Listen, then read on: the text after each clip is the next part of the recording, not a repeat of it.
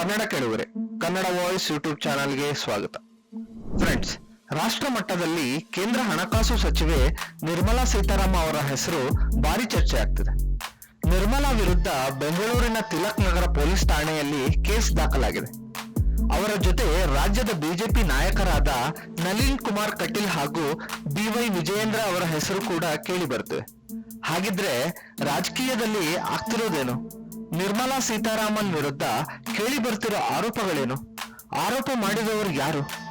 ಮುಂದೆ ಏನಾಗಲಿದೆ ಅನ್ನೋ ಬಗ್ಗೆ ಒಂದಿಷ್ಟು ಮಾಹಿತಿಯನ್ನ ನಾವಿಲ್ಲಿ ನೋಡೋಣ. ಅದಕ್ಕೂ ಮುನ್ನ ನೀವಿನ್ನು ನಮ್ಮ ಚಾನಲ್ಗೆ ಸಬ್ಸ್ಕ್ರೈಬ್ ಆಗಿಲ್ಲ ಅಂದ್ರೆ ದಯವಿಟ್ಟು ಈಗಲೇ ಸಬ್ಸ್ಕ್ರೈಬ್ ಆಗಿ, ಹಾಗೆ ಪಕ್ಕದಲ್ಲೇ ಇರೋ ಬೆಲ್ ಐಕಾನ್ ಮೇಲೆ ಕ್ಲಿಕ್ ಮಾಡಿ.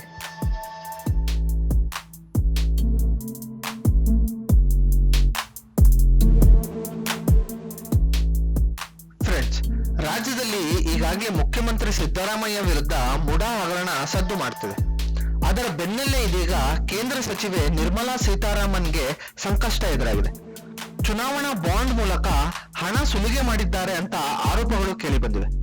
ಈ ಆರೋಪಕ್ಕೆ ಸಂಬಂಧಿಸಿದಂತೆ FIR ದಾಖಲಿಸುವಂತೆ ಬೆಂಗಳೂರಿನ ಜನಪ್ರತಿನಿಧಿ ಕೋರ್ಟ್ ಆದೇಶ ನೀಡಿದೆ. ಕೋರ್ಟ್ನ ಆದೇಶದ ಬೆನ್ನಲ್ಲೇ ತಿಲಕ್ ನಗರ ಪೊಲೀಸ್ ಠಾಣೆಯಲ್ಲಿ ಕೇಸ್ ದಾಖಲಾಗಿದೆ. ಇದೇ FIR ನಲ್ಲಿ ನಿರ್ಮಲಾ ಸೀತಾರಾಮನ್ ಜೊತೆಗೆ ನಳಿನ್ ಕುಮಾರ್ ಕಟೀಲ್ ಹಾಗೂ BY ವಿಜಯೇಂದ್ರ ಅವರ ಹೆಸರು ಕೂಡ ಇದೆ.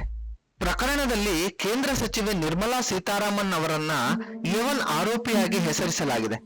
ಹಾಗೆ ED ಅಧಿಕಾರಿಗಳು A2, ಬಿಜೆಪಿ ರಾಷ್ಟ್ರಾಧ್ಯಕ್ಷ JP Nadda A3, Nalin Kumar Kateel A4, BY Vijayendra A5 ಅಂತ ದಾಖಲಿಸಲಾಗಿದೆ.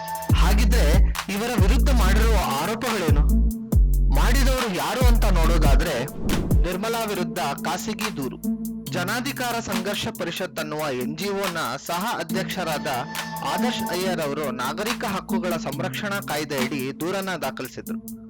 ದೂರಿನಲ್ಲಿ ಚುನಾವಣಾ ಬಾಂಡ್ಗಳ ಮೂಲಕ ಬಿಜೆಪಿಗೆ ಹಣ ನೀಡುವಂತೆ ಬಲವಂತ ಮಾಡಲಾಗಿದೆ. ಹಣ ನೀಡದೇ ಇದ್ರೆ ED ರೈಡ್ಗಳನ್ನ ಫೇಸ್ ಮಾಡಬೇಕು ಅಂತ ಹೆದರಿಸಲಾಗಿದೆ ಅಂತ ದೂರಿನಲ್ಲಿ ಉಲ್ಲೇಖಿಸಲಾಗಿದೆ.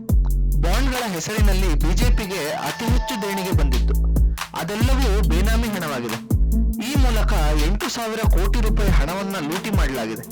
ಹೀಗಾಗಿ ಇದರಲ್ಲಿ ಭಾಗಿಯಾದ ನಿರ್ಮಲಾ ಸೀತಾರಾಮನ್, JP ನಡ್ಡಾ, ನಳಿನ್ ಕುಮಾರ್ ಕಟೀಲ್, BY ವಿಜಯೇಂದ್ರ ಅವರ ವಿರುದ್ಧ ತನಿಖೆ ನಡೆಸಲು ಅಯ್ಯರ್ ಅವರು ನ್ಯಾಯಾಲಯವನ್ನ ಕೋರಿದ್ರು. ಅಯ್ಯರ್ ಅವರು ನೀಡಿದ್ದ ಈ ಖಾಸಗಿ ದೂರನ್ನ ದಾಖಲಿಸಿ ಬೆಂಗಳೂರಿನ 42ನೇ ACMM ನ್ಯಾಯಾಲಯ ವಿಚಾರಣೆ ನಡೆಸಿತ್ತು. ವಿಚಾರಣೆ ನಂತರ ತಿಲಕ್ ನಗರದ ಪೊಲೀಸ್ ಸ್ಟೇಷನ್ಗೆ FIR ದಾಖಲಿಸುವಂತೆ ಆದೇಶ ನೀಡಿದೆ. ಆದೇಶದ ಬೆನ್ನಲ್ಲೇ FIR ರಿಜಿಸ್ಟರ್ ಆಗಿದೆ. ಅರ್ಜಿದಾರ ಆದರ್ಶ್ ಅಯ್ಯರ್ ಪರವಾಗಿ ಹಿರಿಯ ವಕೀಲರಾದ ಬಾಲನ್ ವಾದ ಮಂಡಿಸಿದ್ರು. ಸದ್ಯ IPC section 220B, IPC 34, IPC 384, 220B ಸೆಕ್ಷನ್ಗಳ ಆಧಾರದ ಮೇಲೆ FIR ದಾಖಲು ಮಾಡಲಾಗಿದೆ. ಮುಂದಿನ ವಿಚಾರಣೆಯನ್ನ ಅಕ್ಟೋಬರ್ 10ಕ್ಕೆ ಮುಂದೂಡಲಾಗಿದೆ. ಸ್ನೇಹಿತರೆ, ಮುಂದೆ ಏನಾಗುತ್ತೆ, ಬಿಜೆಪಿಗರು ಹೇಳ್ತಿರೋದೇನು ಅನ್ನೋದನ್ನ ನೋಡೋಕ್ಕೂ ಮೊದಲು ಪ್ರಕರಣದಲ್ಲಿ ಕೇಳಿ ಬರ್ತಿರೋ ಈ ಚುನಾವಣಾ ಬಾಂಡ್ ಅಂದ್ರೇನು ಅನ್ನೋದನ್ನ ಮೊದಲು ಹೇಳ್ಬಿಡ್ತೀನಿ.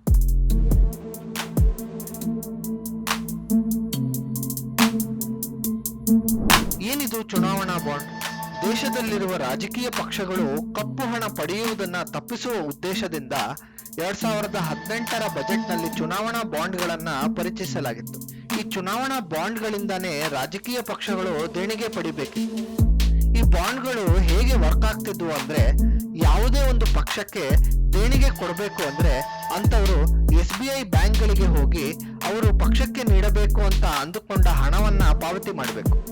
ಅವರು ಕೊಟ್ಟ ಹಣಕ್ಕೆ ಬ್ಯಾಂಕ್ ಚುನಾವಣಾ ಬಾಂಡ್ ನ ಜನರಿಗೆ ವಿತರಿಸುತ್ತಿತ್ತು.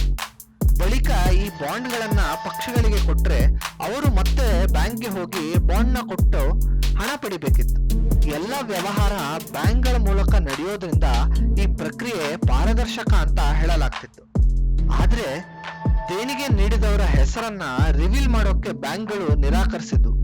ಅಷ್ಟೇ ಅಲ್ಲದೆ ಸರ್ಕಾರೇತರ ಕಂಪನಿಗಳು RTI ಕಾರ್ಯಕರ್ತರಿಂದ ಸಾವಿರಾರು ಹಣ ದೇಣಿಗೆ ರೂಪದಲ್ಲಿ ರಾಜಕೀಯ ಪಕ್ಷಗಳಿಗೆ ಹೋಗ್ತಿರೋ ವಿಷಯ ಹೊರಬಂದಿತ್ತು. ಅದರಲ್ಲಿ ಹೆಚ್ಚಿನ ಪಾಲು ಬಿಜೆಪಿಗೆ ಹೋಗಿರೋದು ಹಾಗೂ ಹೆಚ್ಚಿನ ಕಂಪನಿಗಳು ಬಿಜೆಪಿಗೆ ಹಣ ನೀಡಿರೋದು ಬೆಳಕಿಗೆ ಬಂದಿತ್ತು. ಈ ವಿಚಾರ ಸುಪ್ರೀಂ ಕೋರ್ಟ್ ಮೆಟ್ಟಲೇರಿತ್ತು.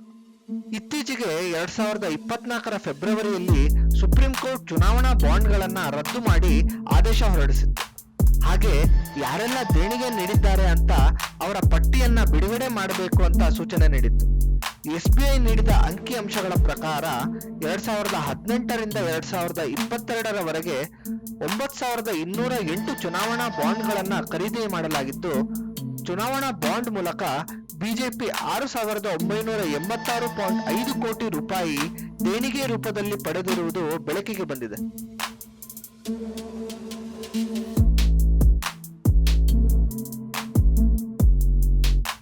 ಇನ್ನು ಈಗಿನ ಪ್ರಕರಣದ ವಿಷಯಕ್ಕೆ ಬಂದ್ರೆ, ಕೋರ್ಟ್ ಆದೇಶದ ಬೆನ್ನಲ್ಲೇ ನಿರ್ಮಲಾ ಅವರು ರಾಜೀನಾಮೆ ನೀಡಬೇಕು ಅಂತ ಸಿಎಂ ಸಿದ್ದರಾಮಯ್ಯ ಅವರು ಆಗ್ರಹಿಸಿದ್ದಾರೆ. ನನ್ನ ವಿರುದ್ಧ FIR ದಾಖಲಿಸುವಂತೆ ಜನಪ್ರತಿನಿಧಿ ನ್ಯಾಯಾಲಯ ಆದೇಶದ ಬೆನ್ನಲ್ಲೇ ಬಿಜೆಪಿ ನಾಯಕರು ನನ್ನ ರಾಜೀನಾಮೆಗೆ ಆಗ್ರಹಿಸಿ ಪ್ರತಿಭಟನೆ ನಡೆಸಿದ್ರು. ಈಗ ನಿರ್ಮಲಾ ಅವರ ವಿರುದ್ಧ ಆದೇಶ ಬಂದಿದೆ, ಅವರು ರಾಜೀನಾಮೆ ನೀಡಲಿ ಅಂತ ಅವರು ಟಾಂಗ್ ನೀಡಿದ್ದಾರೆ.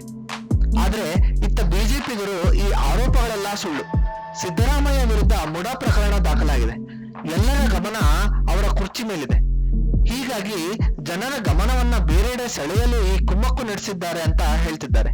ಹಾಗಿದ್ರೆ ಮುಂದೇನಾಗುತ್ತೆ? ಸಂಸದರಿಗೆ ಹಲವಾರು ಇಮ್ಯುನಿಟಿಗಳು ಇರ್ತವೆ. ಸೊ ಈ ಪ್ರಕರಣದಿಂದ ಕೂಡ ನಿರ್ಮಲಾ ಸೀತಾರಾಮನ್ ಮುಕ್ತರಾಗ್ತಾರ?